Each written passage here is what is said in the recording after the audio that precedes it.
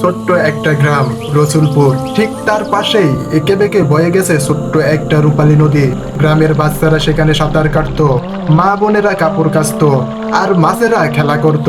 একদিন রাহুল তার বন্ধুদেরকে নিয়ে স্কুল থেকে বাড়ি ফিরছিলেন। ঠিক তখনই তার এক বন্ধু প্লাস্টিকের একটা বোতল নদীতে ছুঁড়ে মারলেন। রাহুল প্রতিবাদ করতেই পাশে থাকা বন্ধুরা বলল, আরে একটা বোতলেই তো কিচ্ছু হবে না। পরের দিন একজন, তার পরের দিন আরেকজন। এভাবে কয়েক মাস যেতেই নদীর পানি পুরো ঘোলা হয়ে গেল, মাছ মরতে শুরু করলো, পাড়ে থাকা গাছগুলো শুকিয়ে যেতে লাগলো। এক সকালে রাহুল নদীর পাড়ে গিয়ে দেখলো নদীতে ভাসছে ময়লা প্লাস্টিকের বোতল, মরা মাছ আর পলিথিনের ব্যাগ। সে বিষণ্ণ মনে দাঁড়িয়ে আছে। হঠাৎ সে যেন শুনতে পেল নদীর কান্না।